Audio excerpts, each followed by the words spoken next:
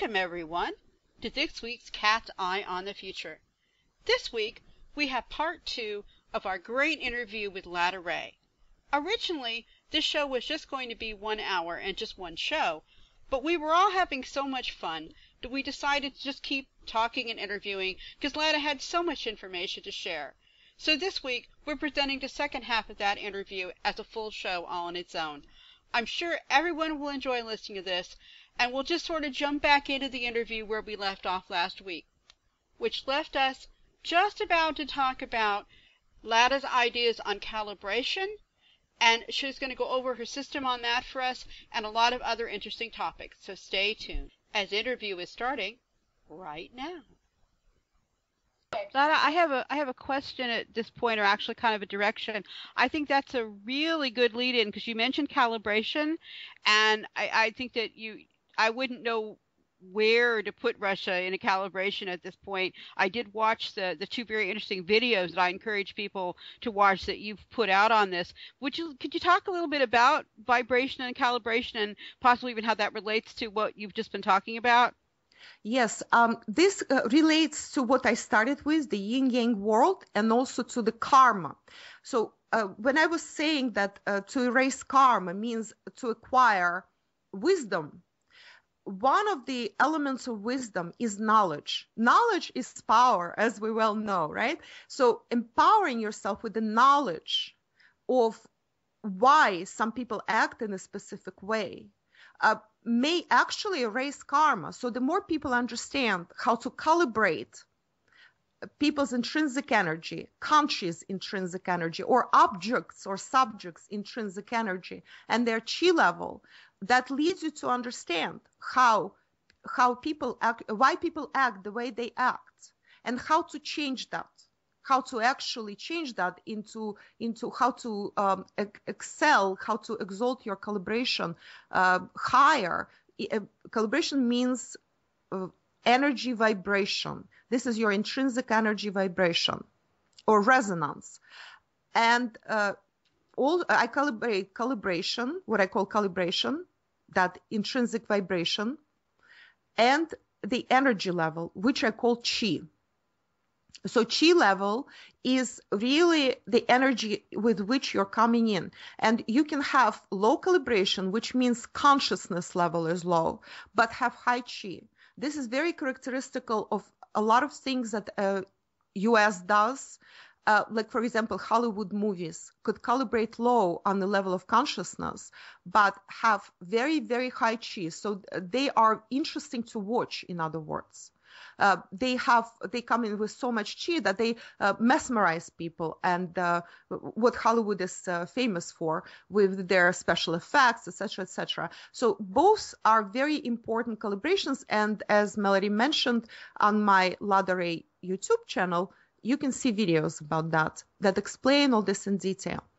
So calibrations were actually calibrating human consciousness was introduced by several different sources, but what made it really popular was the book Power versus Force by David Hawkins, PhD and MD.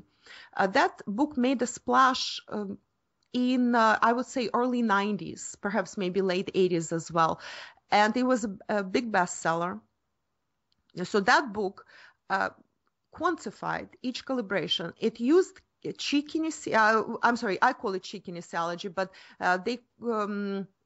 the vernacular is kinesiology or energy kinesiology. I invented my own discipline called chi kinesiology, which is a little bit different. So you use a muscle test. This is the tool used by energy kinesiology. In holistic sciences, people determine by using that muscle test, they determine health, or what part of your body or what organ in your body is ailing or is blocked, etc., etc. Some people may be familiar with this, and it can be researched, or you can go to my videos and see more about that. So we calibrate by using a muscle test. I oftentimes don't need a muscle test. I just feel it. I just know it without, I can tell you the number because, I connect with it directly, because that energy is in the universe. You just have to pull it into the 3D reality from the universe. And so I calibrate that. And what Hawkins did very well, he assigned values to each of the calibrations in understandable words. So I'm just going to go over them all very quickly. We calibrate from 0, that's the human consciousness scale, from 0, which is death, to 1000, which is pure enlightenment. And what I did personally, I actually added a lot of things, a lot of different new categories, and clarified Hawkins' scale. So my scale will look a little different than if people read Power versus Force. It will look different in some places. In some places, it will look similar. So 0 is death. At 20, we have the level of shame. The level of shame is very near death and oftentimes results in death, because from shame, people can commit suicide very easily. Usually, this is self-inflicting injury. It can become inflicting injury on others as well, of course. Harakiri is an example of shame. For example, in Japan, as done in Japan, when you really dishonor yourself, or you're perceived to have dishonored yourself or your boss or whatever. The next level at 30 is guilt. This is very typical of Catholics, and I'm sure a lot of Catholics would immediately understand what that means. At 50, just slightly higher, is the level of apathy, still more energy than shame or guilt.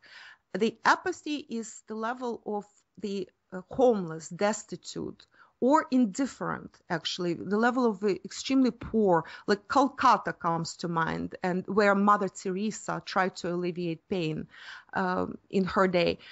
That's what comes to mind when I think about apathy. After apathy, at the level of 75, we have grief. Now, I distinguish grief violent and grief apathetic. So at the lower scale of 75, you get apathetic grief, which is like apathy, where you don't see or hear anything, and you blame yourself for somebody's death or for having survived. You've heard this expression, survivor's guilt. Which is in fact not a guilt, it is actually grief with guilt added to it. So it becomes apathetic. You just don't see anything around you.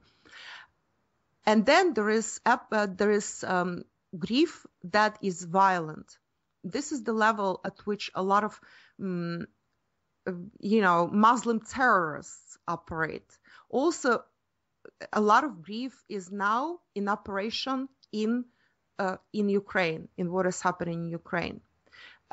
The middle ground between this is when people are just yelling at you because they're so grieving that they're not crying anymore. They're just more active. They send more energy out. They're yelling. That's in between apathetic and violent grief. And hopefully from that stage, they can emerge and actually go up in calibration without resorting to violence, which then takes them down to 0 eventually. Again, I discussed that in my videos, and it shows examples of that, how people who start out on violent grief, they go to death, towards 0. The next calibration is a jump, it's a leap. It's 100. At 100, we leap to the level of fear. Believe it or not, it's a huge leap from the calibrations below it. And fear is the very first calibration of the ones I mentioned that actually understands what life is already. It already values life.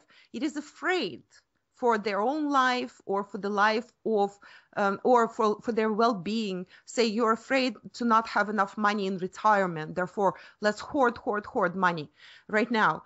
Or you're afraid that somebody will come and take your possession. Wall Street vacillates constantly between fear and greed, which is the very next stage from there on.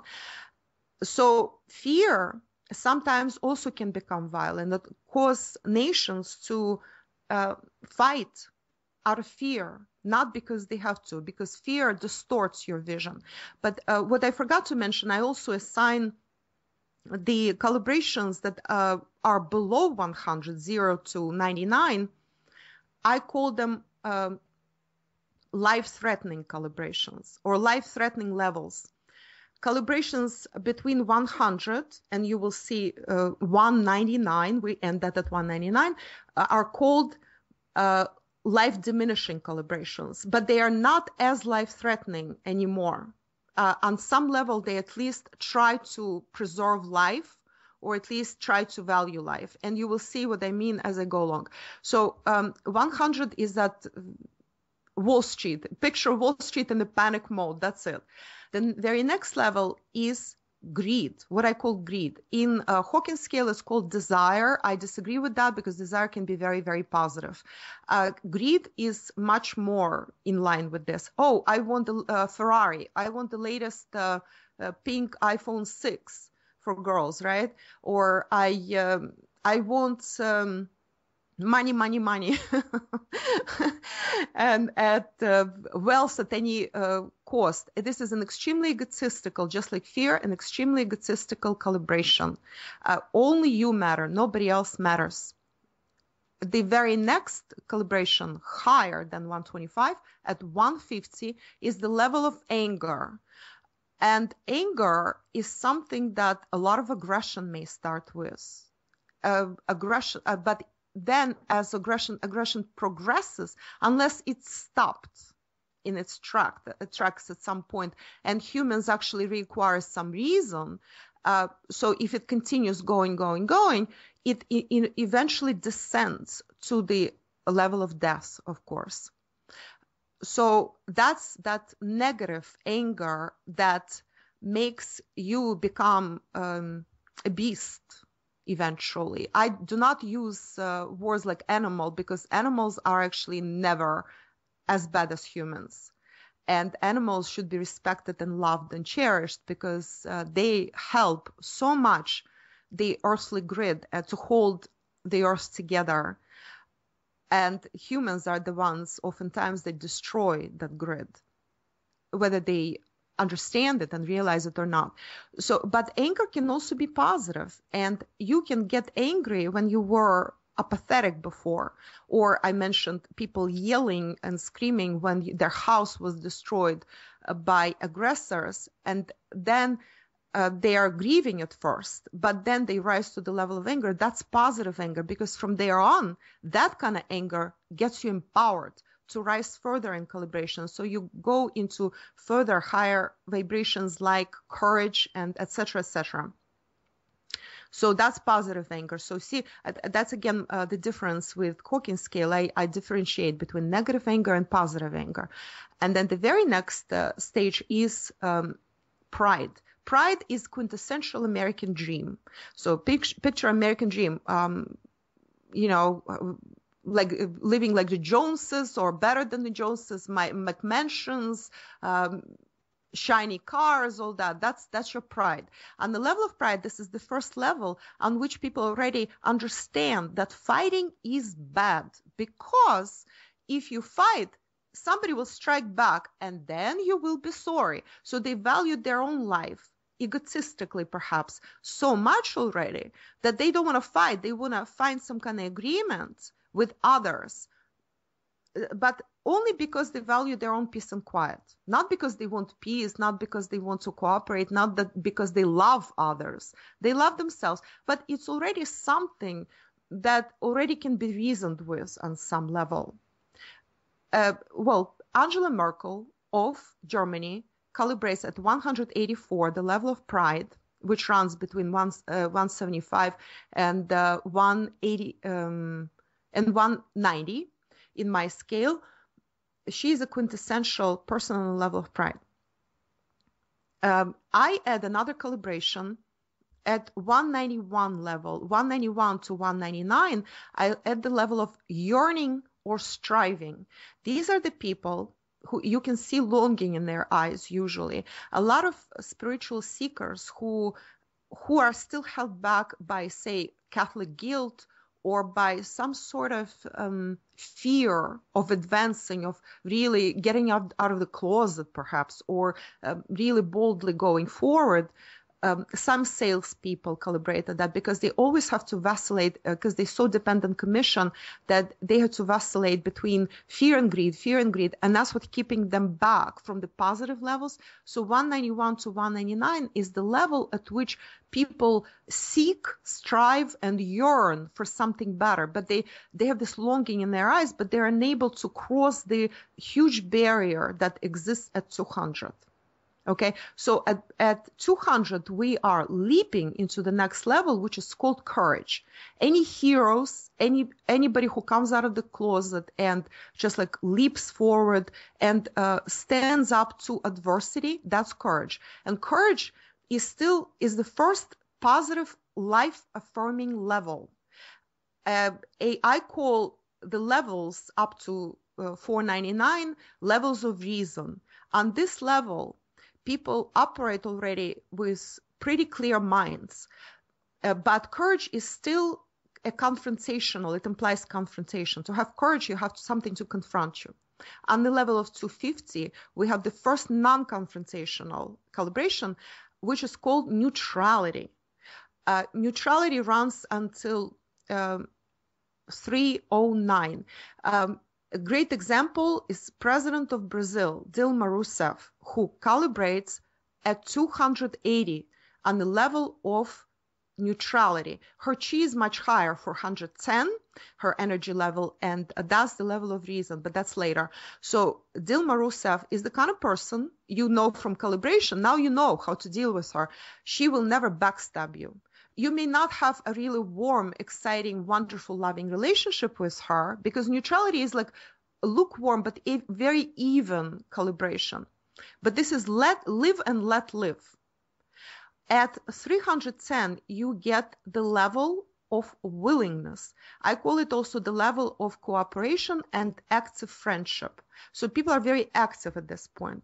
A lot of people in the business world who are positive people, who are not greedy bastards, they calibrate, who really want to do good by their employees, by their company, and who want to establish cooperation worldwide. This is a calibration of the worldwide cooperation, of extending a hand of friendship, of international agreements calibrate at this point, as long as they are cooperative agreements.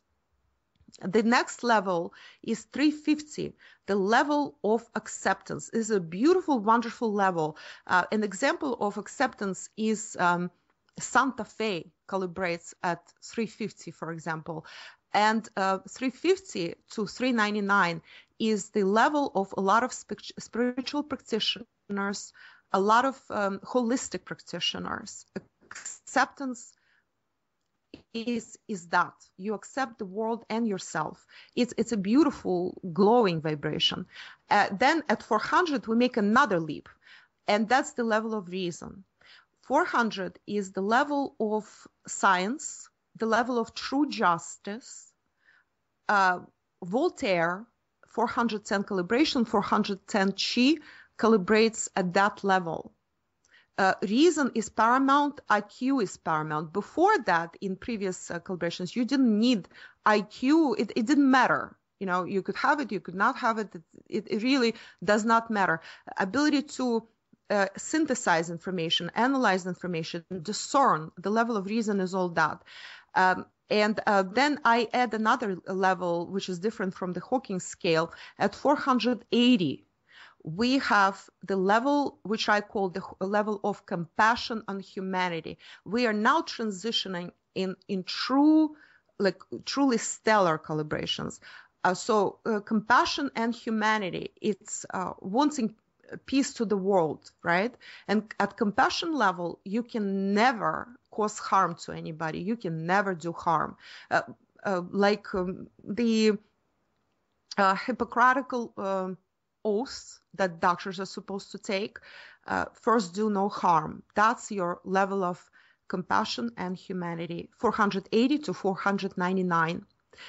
At 500, we make another humongous leap, and that's the level of love. I sometimes, as a Freudian slip, call it the level of life, which it is, because you live a full life on that level. And oftentimes the actions of Mother Teresa, although she personally calibrated higher than that, but her actions all were, for the most part, on the level of pure love. In other words, you express love in the midst of adversity, animosity, you still express that love. And I often say that if humans learn to calibrate between reason 400 and love 500, we would have no problems on the planet. All problems would be automatically eliminated on the planet. Well, one of the examples I also give, the 500 calibration, is Doreen Virtue, spiritual author. Her chi is higher. It's at 580 at the level of creation. So it's a very bright calibration, bright colors, beautiful aura, and full life that you live at 500. At 540, this is also part of the Hawking scale, you are on the level of joy. Level of joy is full life plus your creation starts. And also, I forgot to mention, starting at 500, this is the, we are into levels of mastery and magic. These people can create life for themselves that they want and create a lot of stuff in our world. Actually, basically the best achievements that the world ever, that we are all proud of, the whole humanity, not just one country or something, but the whole humanity is proud of, is between 500 and 600 approximately. Some achievements are above 600. So at 540, you start that level of joy, which really compels you to create and share with everybody. But at the level of 580, you enter, you're still on the level of joy, but I added a new level. You enter level of pure creation or just creation. And at 580 to 600, most of the massive creation of mankind happened. Just as a few examples, all of the greatest composers like Mozart, Beethoven, I usually give examples, Shostakovich, Rachmaninoff, Tchaikovsky, all calibrate at 580 and above. The greatest achievements I give in sport, the calibration of Yelena Isinbayeva, multiple-time Olympic, pole vaulter, considered one of the greatest athletes, living athletes today. Her chi and calibration are both 585. And Leonardo da Vinci, Michelangelo in their works, 580 and also above as well. And this level, oh yes, first in space, Russian cosmonaut Yuri Gagarin, calibration 510, which is love, and a chi 580. So this is where you have the levels of mastery and magic. And then we make another leap to 600, which is the level of peace. And that's the level of calibration of a lot of like Buddhist monks who really do get it. It's the level of meditation and the level of Zen. And a couple of examples are Thich Nhat Hanh, who is an Vietnamese monk and poet, and read his poetry and you will know what I'm talking about. And Pema Chodron, another Buddhist nun and author who writes about peace a lot, and that's her. A lot of spiritual seekers know her. Then we make another jump to 700, and that's the level of enlightenment. So enlightenment, while we have 700 through 1000, which is all enlightenment, and there are huge leaps between these levels from 700 to 1000. Humans generally cannot function in the world on most of the enlightenment scale, because you still need to do everyday things, and you can't really do them anymore on those levels, because you are, see, most of us incarnated to do active things in life. So above 700, it is almost impossible to function properly in the world unless somebody else does it for you. At 1000, you really cannot live your life. You can ascend. You can ascend at that level at 1000 or even at 900. So the examples I give at 700, there are very, very few people, just a very few people, but these people hold the entire grid of the world that I give at these levels. One of them being Eckhart Tolle, Calibration 700. See, he's borderline, so he can still function in the world, like write books, read lectures, etc., etc. So he's borderline on just at 700. And 780 is Stephen Hawking. And knowing who Stephen Hawking is, you understand why he's 780. He can hardly, well, he practically cannot function in this world, as everybody knows. Well, Buddha calibrated at around 910, and then at 980 when he was approaching his ascension. Before that, he went through different stages. Near the deathbed, Leo Tolstoy was calibrating at 910. Before that, he went through the levels of joy and creation, etc., etc. Well, this is, in short, the scale, the entire scale.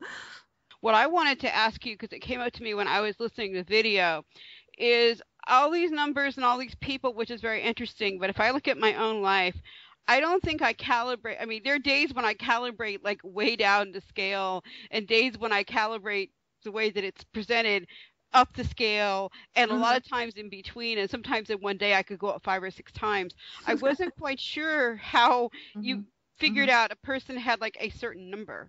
Right. This is a super excellent question, Melody, which I'm glad you are asking me. What I was referring to when I explained it, because I had to go fast and explain a lot, give you a lot of cram, a lot of information in a short period of time. This is one of the things that I calibrate, which is intrinsic calibration. It's your calibration, your vibration with which either your soul vibrates when it comes in, or you direct yourself, and this is connected with your life purpose. You understand? So it's intrinsic. So what I calibrate, what examples I gave you, these are intrinsic calibrations. In other words, in energy vibration. Do you understand what I'm saying? So is this something that you just sense and it comes to you what their number is, or are you basing this on something? Well, as I said, there is a what is considered scientific method. It's called kinesiology. Kinesiology in everyday language is a muscle test. It is incredibly accurate, especially if several people calibrate at the same time. I want to explain a little bit about the differences in calibrations at different times. Well, I just wanted to present the whole scale. And as you see, it's very big and a lot to take in. But see, intrinsic calibration and an intrinsic chi is only one thing that I calibrate in my chi kinesiology. I can calibrate any object, like, for example, a can of soda or a Coca-Cola of some sort, or a fruit, right? And I can calibrate their intrinsic calibration. But then I can look at fruits in the store, which I do all the time, by the way. That's how I buy things. I look at fruits in the store and I calibrate not the intrinsic calibration of an apple when I'm specifically buying for myself at the store. I calibrate that specific batch of apples, their freshness, for example. And their freshness may be low. Maybe they were irradiated, so they will calibrate very low, even though the fruit itself as an apple calibrates very highly. In other words, it's life-sustaining, it's life-creating, right? But this specific batch of apples may calibrate low because it was subjected to a lot of weather elements. It's not fresh, whatever, right?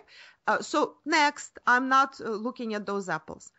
So that's so this way you can actually calibrate anything in your life to understand whether this will sustain life. For example, I was recently looking at some purchases to make online, and because I cannot try any clothes on and I cannot touch, so those books that I wanted to buy, or tarot cards, I was looking into tarot cards, for example, I have to calibrate whether it will benefit me, whether it will be interesting to me. You can ask any type of question, okay? Now back to what you asked. I calibrate differently at different times because you are influenced by different energies, both inside and out. We all consist of a whole scope of calibrations. I might calibrate at 580, but at the same time, I also have certain elements in me. Remember our con that we started with, yin and yang, is contained in each other, a speckle of everything. You can be an enlightened person and still have certain fears, but the difference is how you handle all that. Because a person how you respond to different fears, they're not eliminated. You still live on Earth in the same 3 to 4D reality. So your fears come to you either from some depths of your own unresolved issues or from the outside, and you are living them out. But the difference is how you respond to those fears. The difference is if you have grief, if you have a loss or problem of any sort, how do you respond to that grief? Do you respond with wisdom, and that raises your calibration, and that rises you to the new heights? You just created good karma for yourself and the planet. You just when you rise above yourself, you rise above your grief, you above your fear, etc., etc. So vacillating is absolutely normal. Not only normal, there are humans, usually light workers and earth angels amongst us, who are empaths, and most of what they are experiencing out, most of the emotions, I can actually say with full confidence how this works and explain it to you, because I myself as one of them. And this is a very difficult life to live because you feel so much from others. Basically, it is said that 95 to 98 perhaps percent of emotions that you experience as an empath are not yours. Just imagine the kind of life. So therein, you have to have enough knowledge and wisdom, and that very strong foundation that allows you to distinguish, that allows you to rise above it. And wisdom is what erases all that and turns it into good. So usually empaths become wonderful spiritual teachers, holistic practitioners, priests, all kinds of counselors of all sorts, because they can relate to other people, to other people's problems that well. That leads me really well into the next part of my question, because I am a very, very strong empath. In fact, I'm mostly an empathic intuitive, but I think of it as an intuitive psychic. And that's kind of where I was leading to with your calibration, and that's something I didn't understand in the video. This is something that you do that through using kinesiology, or a version of it, which I would experience with, I had an old chiropractor who would be nearly 100 if he was still alive now, and he was trained in the old days, and if he wanted to find something out, he would, move your hand a certain way or have you move it. Right. And that would supposed to, he could tell from that how something was affected. So he was basically using his intuition combined with the way the body reacted to interpret something. Right. So is that what you're doing essentially with the numbers? Is because I'm a very non-mathematical person, so I find the numbers very confusing. But I always see numbers kind of as a threat. That's just part of my brain doesn't work that way. But yes. but is that like helpful to you? Do you just sort of look and sort of feel somebody's energy or their vibration, and then just know which number that is from study? Is that kind of how you do this? Yes. Well, what you described that your holistic chiropractor, holistic practitioner does, this is a typical energy kinesiology. There's also a more scientifically inclined kinesiology called simply kinesiology, which is done with specific apparatuses, this like tech stuff, technical stuff.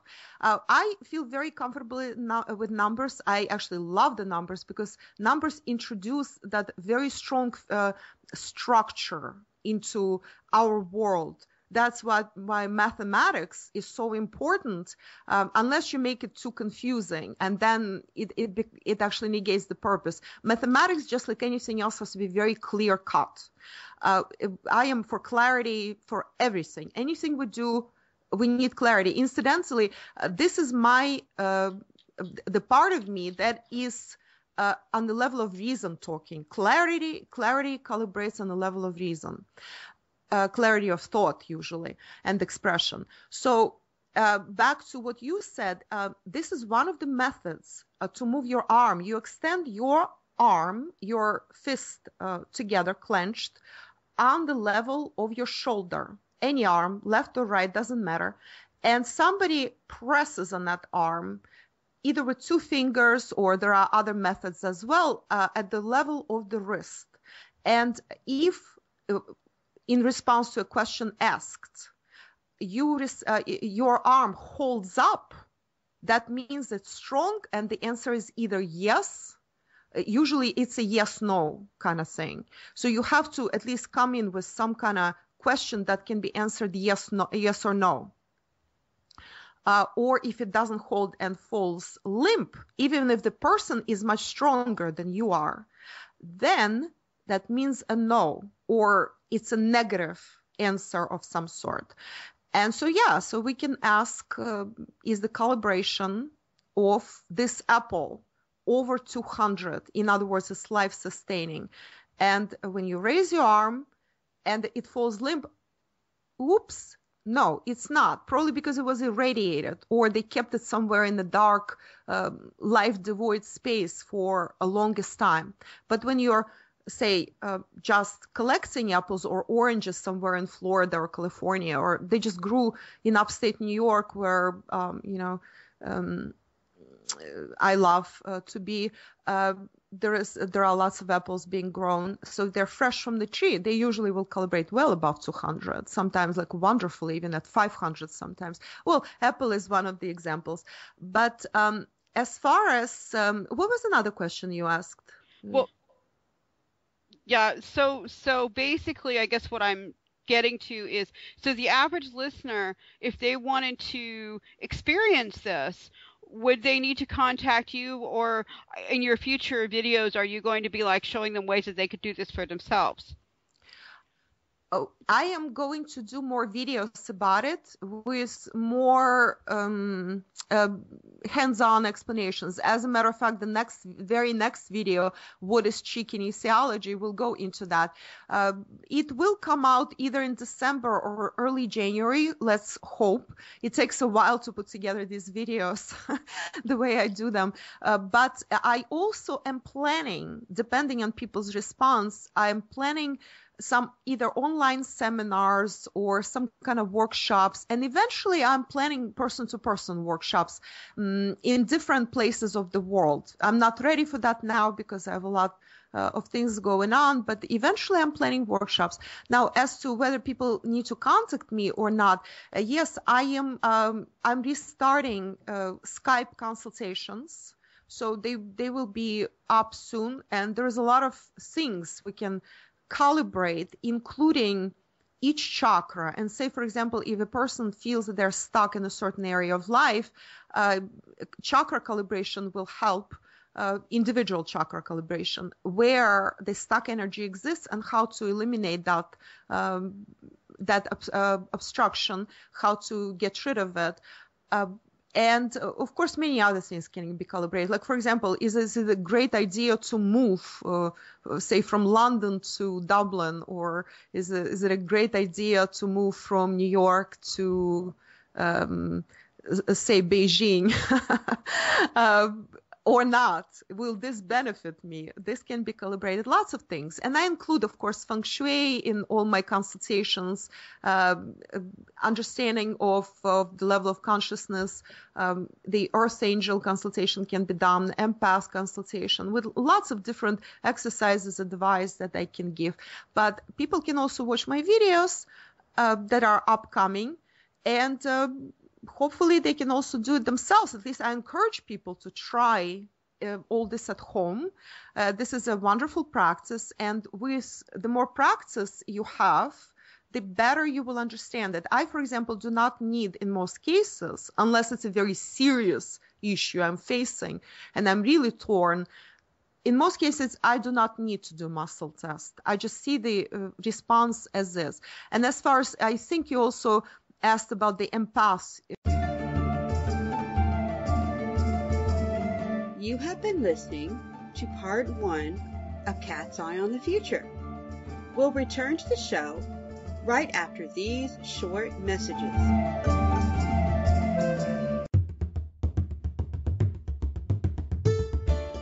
Do you have questions? The cards have answers. If you would like a personal reading with Melodi, just go to my website, melodipsychicreadings.com. That's Melodi with an I, psychicreadings.com for information, or email me at melodireader@gmail.com.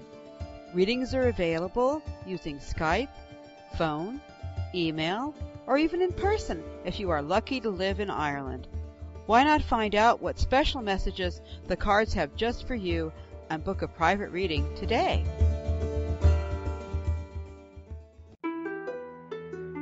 We now return to part 2 of Cat's Eye on the Future.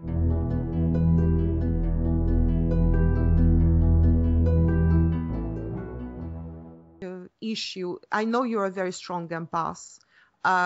And this is very common amongst people who are advisors to humanity of some sort. Extremely common. In fact, you cannot be a true spiritual advisor or a true teacher or a true counselor, holistic practitioner if you're not an empath, at least to a degree. Empaths are, in fact, I call them, that's also going to be in my future videos and such, that I still need to, as part of my teaching. Empaths are what I call energetic beacons of humanity. They are here to harmonize the grid, the energetic grid of the earth. And it's a very difficult place to be as well, which I'm sure we all know. So me being such a big empath, I have to be pretty detached from people in order to actually function very well. So Skype consultations is the best thing for me, for example, and I can actually determine what is happening with the person without much interaction. I don't need to put hands on them, for example. This leads into I had a couple of things we didn't touch on that this goes into really well. I wondered if you'd talk a little bit about earth shifters and earth angels. I think that would be a good couple of topics to kind of round things out with, because I think, you've talked a little bit about them. I know we could do a whole show on it, but just, maybe a few minutes on those topics would be really nice. Yes, I can just give a teaser.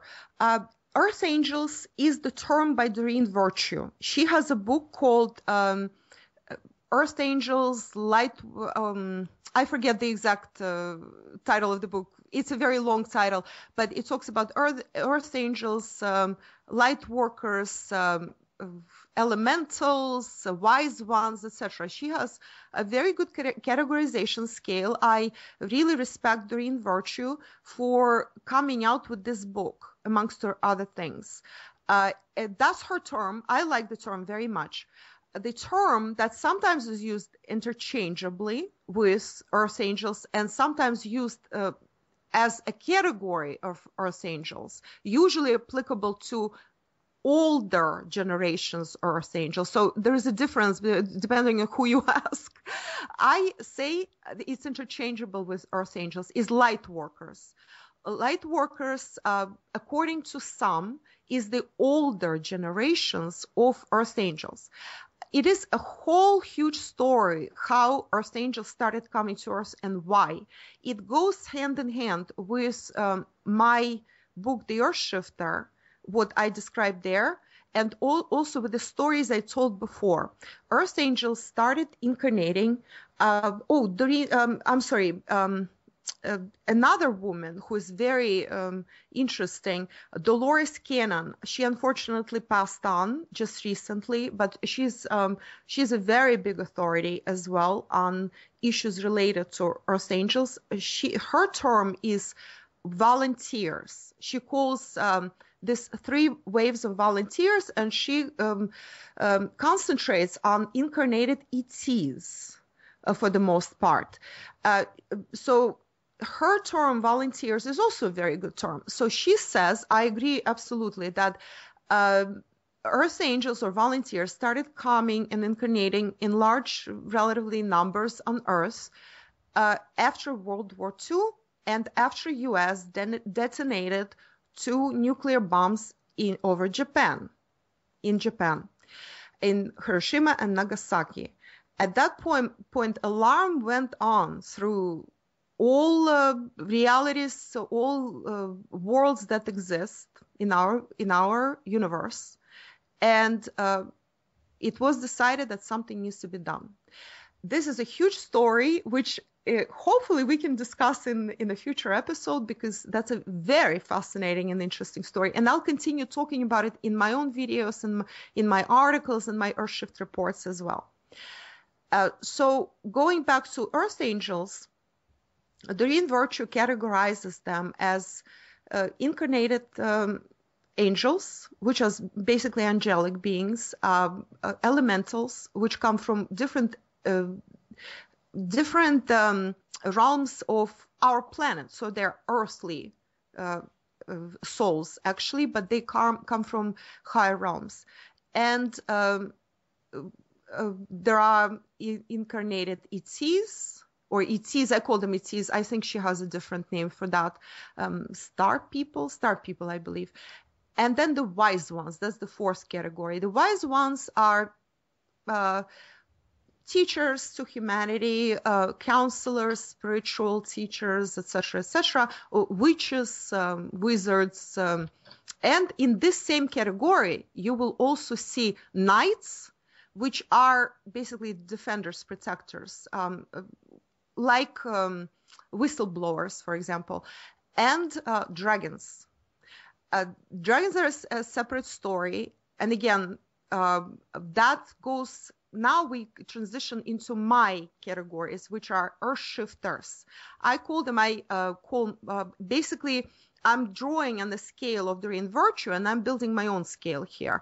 And I only have 3 categories, but then we have branch outs from that. I call them all earth shifters, but we have 3 categories in this. It's earth shifters per se, earth keepers, and protectors. Earth shifters are those souls. Basically, all of the earth shifters are wise ones, first of all, but they're much more than that. They encompass all the characteristics of the 4 realms I just mentioned, and all the hybrid realms as well, because there are also hybrid realms, like combination, say, star person and wise one, etc., etc.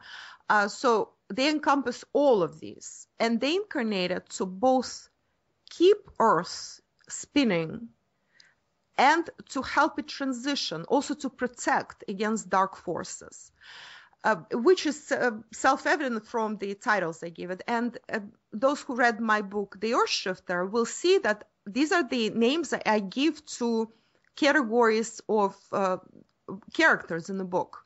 There are protectors, there are earth keepers, and there are earth shifters as well in the book. But that's a fictional story, which actually kind of serves to be a gateway into my teaching, if you will.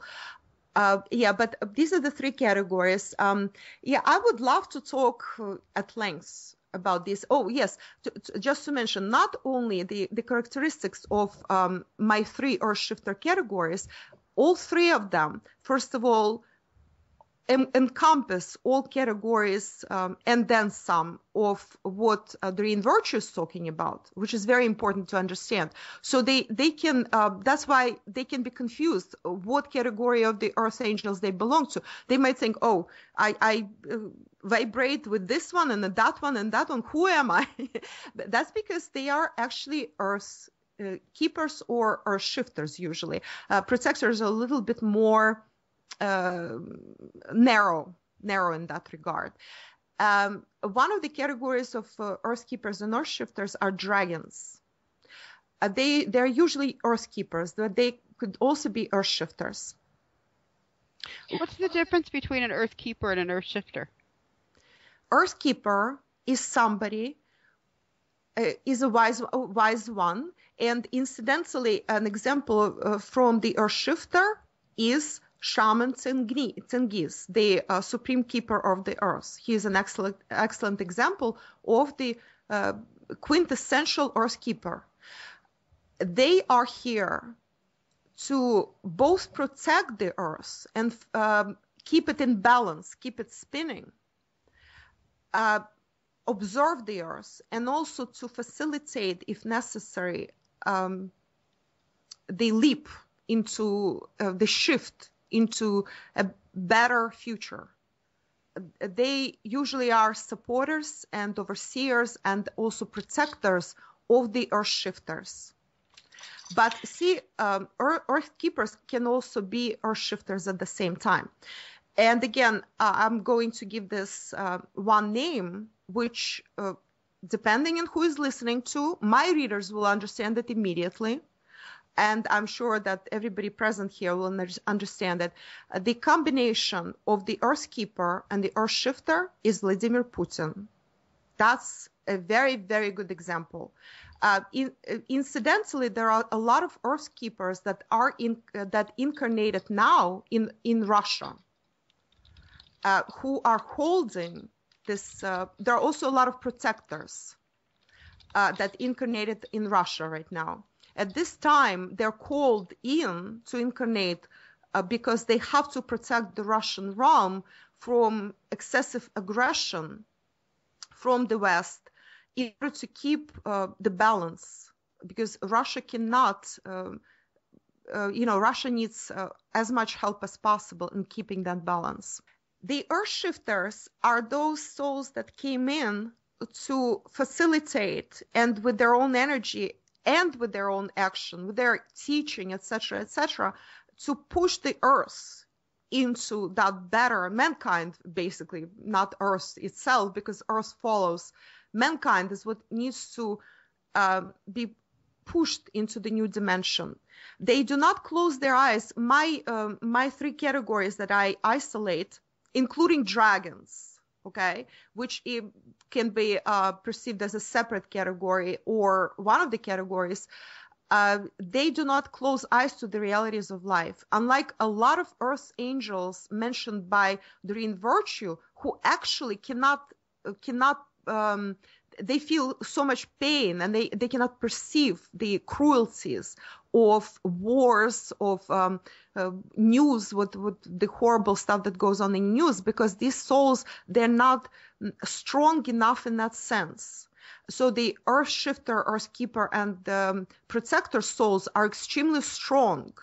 They can both be in the spiritual realm and facilitate the transition or hold the grid of the planet and keep it spinning, keep it from excessive invasion of dark forces.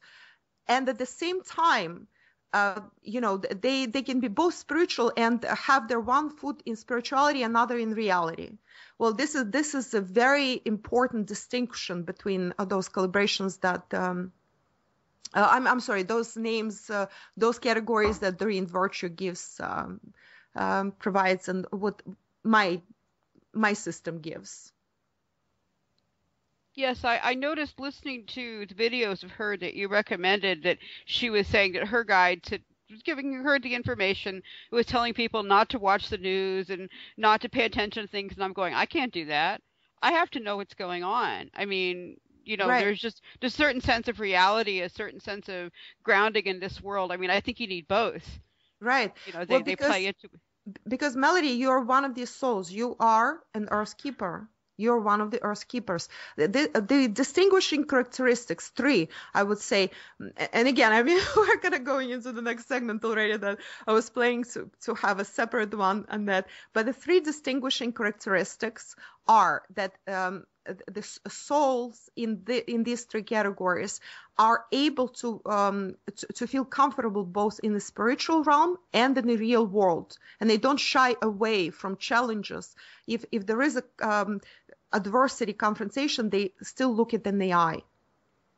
Number two characteristic is that they encompass the characteristics of those separate four categories that Doreen Virtue talks about, and their blended realms as well. So they encompass all that.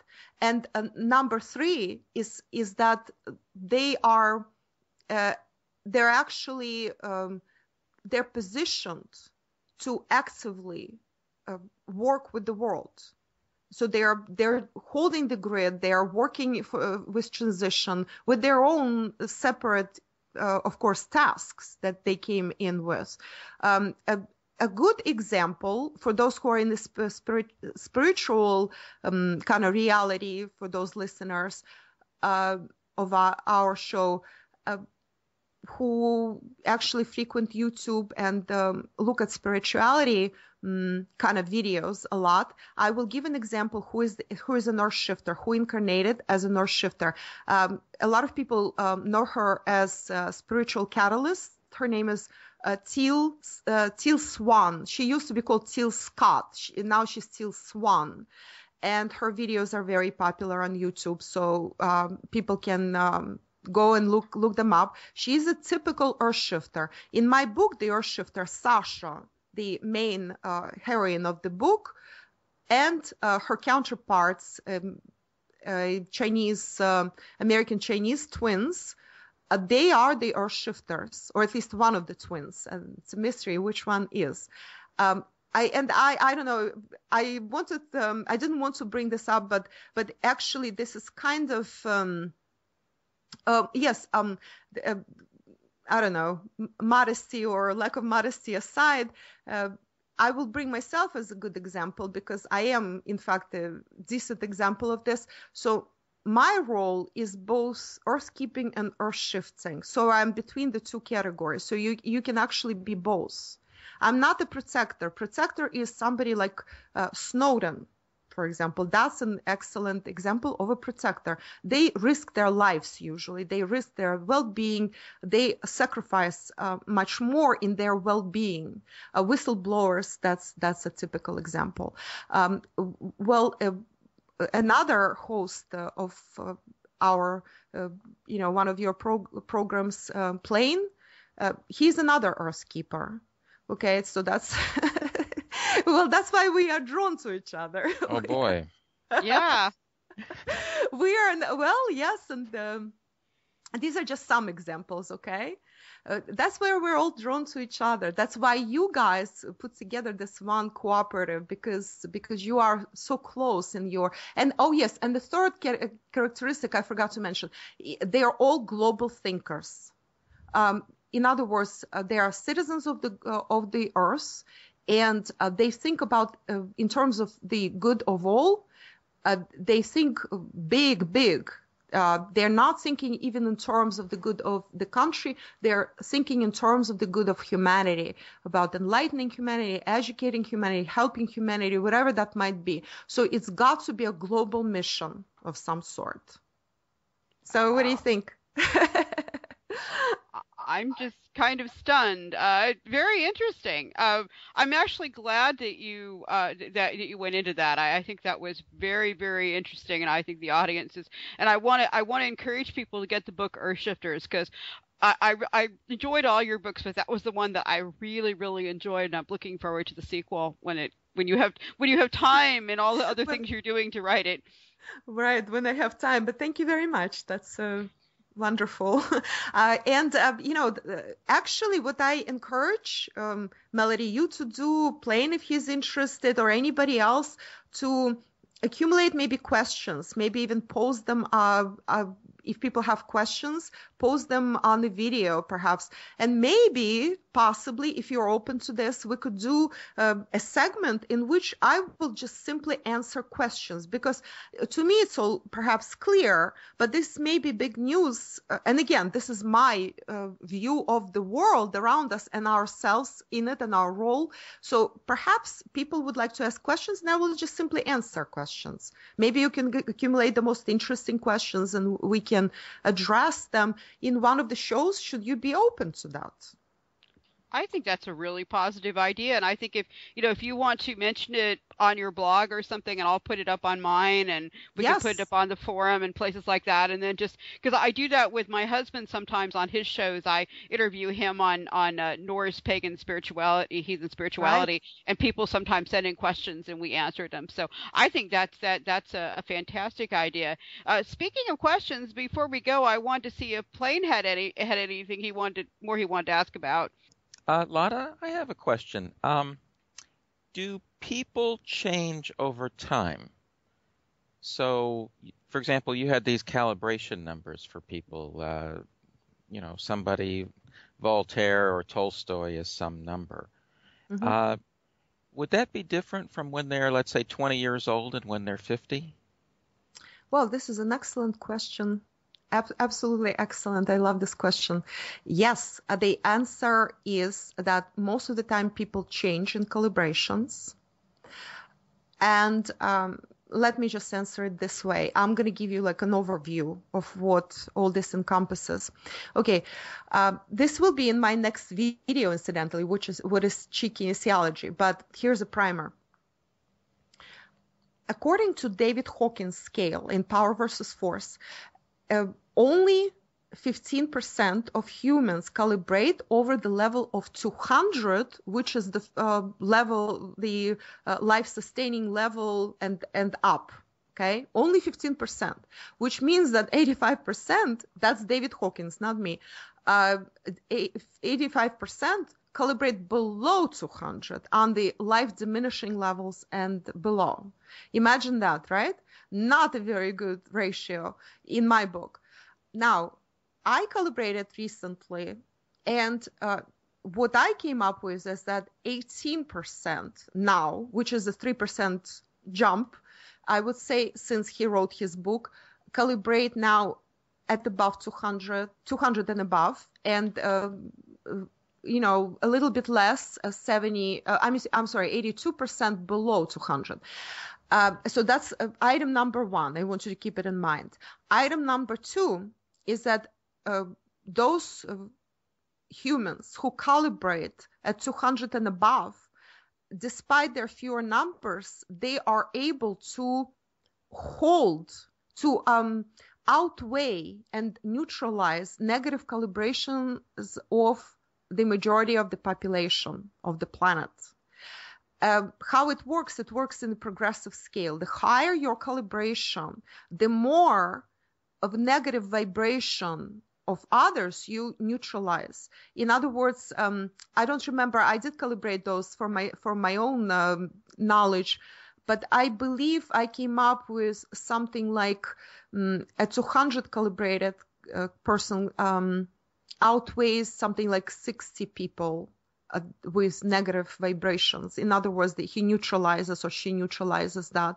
Somebody on the level of willingness already goes into thousands, several thousand people. Somebody on the level of love, about 2 million, outweighs 2 million people with negative vibration. And somebody on the level of creation, I believe I came up with 25 or up to 38 million, depending on the 38 million people. Can you imagine?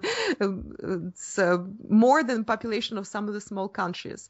This is how it works. And somebody on the level of pure enlightenment, 1,000, which generally does not happen, outweighs the negativity of the entire planet.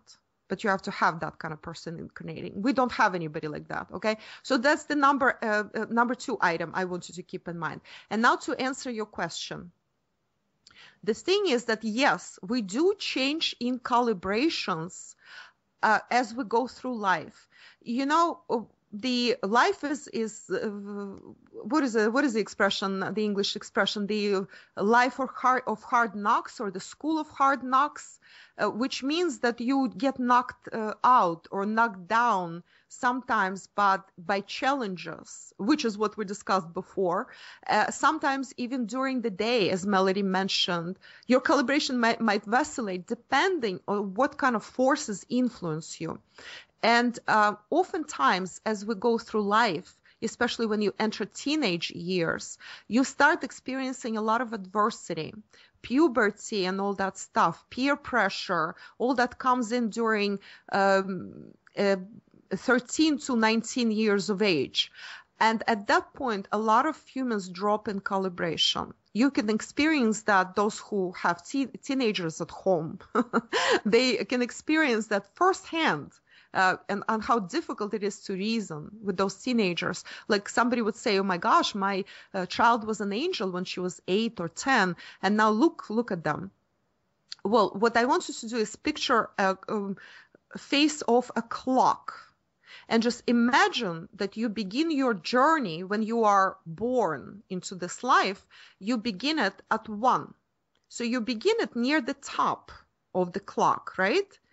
So as you progress through life, 2, 3, 4, 5, 6, you end up at the bottom of the clock. This is your lowest point in life. This is also when you have already gone through the majority of your lessons in life. That sometimes is called midlife crisis, sometimes it's called something else, but just picture 6 as that midlife crisis, and it really is the middle, right? So you've gone through so many, you actually kept lowering your calibration as you went through this, because life kept throwing you challenges that perhaps brought you down a little bit, and nobody is immune to that.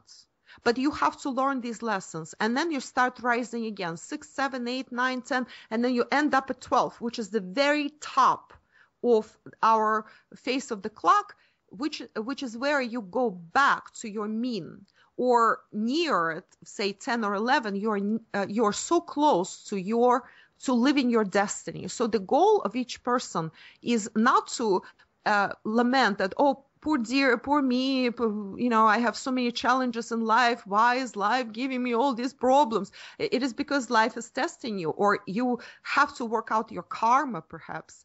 But once you moderate your karma with knowledge and wisdom. Knowledge calibrates at 400 reason.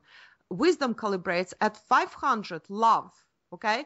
Once you moderate your whole life of hard knocks with that knowledge and wisdom, then you start moving up again, and then you start living a full life at some point. So yes, the answer is we do changing calibrations throughout life, even throughout the day, which is inconsequential because that's somebody's influence on you at that part of your life or that part of your day.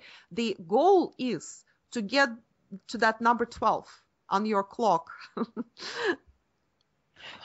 Okay, now I've got a somewhat related question. I'm not really sure how to phrase it because these terms are a little hard to nail down, but I guess the question would be, I kind of think of things like entrainment, but what I'm trying to say is, are there these frequency waves that, how can I put it, if you have groups of people, does it affect things? And are there positive and negative ways that can be? So, for example, if you watch some video of a negative speaker, let's say Adolf Hitler, right? There's kind of a negative energy that's overwhelming the room. Right. And so I kind of want to know, are there, in that scale, are there people who are on the minus side, I guess you would say? Mm-hmm. Are there people who are so bad that it kind of poisons people? And does it matter how many people are together? In other words, is there an effect where good people, let's say, get together and they meditate on the same thing, and that's stronger? In other words, 10 or 100 people meditating for something, is that stronger than 10 times their level? Yes. Yes, this is why, again, we are back to that original yin yang con that we started out with. If you know, there are so many expressions that stem from that. That the sum is bigger. I'm sorry, the whole is bigger than the sum of its parts. For example, that's a quintessential expression that works with this. When people are united, or united we stand, divided we fall, right? So when something is united, it accelerates and expands the energy, because now you not only get the energy of each person, but also the interaction and the mirror effect between each person of the group plus the whole group together, and you can rise to incredible heights. Like on the level of willingness, you see that a lot. This is the teamwork. Remember level 310, agreements between countries and teamwork calibrate at that level. Because when you cooperate, you actually create much more than each person, and then summing it up, what each person created, you can do much more. From this perspective, a very good example is division of labor. In other words, it sounds the opposite of what I'm talking about, but division of labor, and say, take a large company, large enterprise. Everybody has their own job, but they all work in concert with each other. Each produces a stronger product together, a stronger piece of the product together, and faster too. Usually they not so much worry about quality anymore as about quantity in the contemporary world, but people could worry about the quality as much as the quantity in ideal world that we should live in. And then the company can produce much more, or mass produce, okay, in that case. But you also mentioned the negative effect. And it's the same thing. If there is a person or an energy that has high enough chi. See, this is the distinction I make between calibration, which is intrinsic vibration, and the chi level, which is the energy level, which incidentally can change a lot throughout the life. But when somebody harnesses that chi and directs it towards the negative effect or minus effect, as you said, that's also a very good way of putting it. Life diminishing, life threatening effect, like Hitler did. He in fact had a very, very high chi, but very low calibration. And so he could affect masses with his very high chi. He could mesmerize them through his speeches, which were charged with so much energy, so much anger. For example, it works. It's a very good illustration. A lot of sports, which are team sports, like American football and European football, calibrate at the level of anger. If you ever watch those, I don't, but those who watch them, there's so much anger that goes both into the sport itself and also emanates from the viewers, from the fans, and then they go and crush everything in sight after their team won or lost, like overturn cars, set them on fire, set on fire businesses. In Europe, that's a common sight, by the way, in a lot of Western European countries. So that can be directed, and the crowd, when the crowd gathers, what each person would not do, because they would have their own fears and their own internal stops, like, ooh, not only fear, but also, no, that's not a good idea to do that. But the crowd, when that energy bounces, like from mirrors, just imagine each person is a mirror, and they bounce, this energy bounces, and inside that big crowd, it can bounce so many times that it creates a monster, literally, or it creates a beautiful enlightenment. So the crowd can rise on really wonderful energy. I've seen that happen, actually, once or twice in my life. I've seen that happen when a really beautiful things were done. As a matter of fact, I was first introduced to spirituality and Power versus Force as well, that book specifically, back in 2002, when I was present at one such event where the energy that the speaker emanated, it was incidentally Wayne Dyer. I'm going to mention him. Well, I grew out of what he does and says a long time ago, but he was the one back in 2002, I'll give him credit, who actually opened me up to all these realms. Before that, I actually did not go into spirituality. I was a purely 3 to 4D person. Higher dimensions were close to me. I never looked at that. I never grew up this way. My parents were not like that at all. And so all that opened up to me little by little. But the energy in that huge ballroom where we were in New York, in the midst of a blizzard, there was a huge blizzard, but everybody showed up, actually. We had like 1,000 people in that room. And his energy and what he said and how everybody felt, it was one of the very few times I saw people sitting around me, and men had tears in their eyes. They were just crying, crying not from fear or any negative stuff. They were crying from basically being happy, from being so loving. I've never seen so many loving people in my life. There was love everywhere. So that was one of those few moments of exalting a whole huge crowd into love and above. So I think that was his star moment, when Wayne Dyer's. Anybody who knows about this, I mean, they will probably know what I'm talking about. I think that's just is really, really interesting. So that basically, but that sort of answers the idea that people can either negatively or positively actually magnify many times over their energy, is what you're saying. Mm-hmm. Yes. Yeah, rather just okay. Well, I think that this is probably I love the ballroom and the people crying with joy and stuff. I think that's a great image to sort of lead out on. And I think this has been a really, really, really fascinating interview. I want to thank you for being here this evening and for staying as long as you did. And I would like to thank Plain for being with us as well and asking such interesting questions. And I look forward to having you on again sometime soon. Yes, that would be wonderful. I really enjoyed this interview. Thank you very much, all of you. Well, thanks for coming. Yes, thank you for coming, and I think that's everyone. That's thanks to my listeners, and that's good night for now from Cat's Eye on the Future.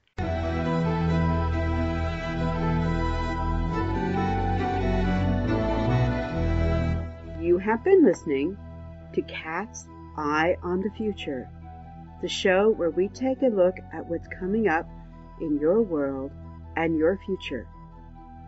Join us again next time for another episode of Cat's Eye on the Future.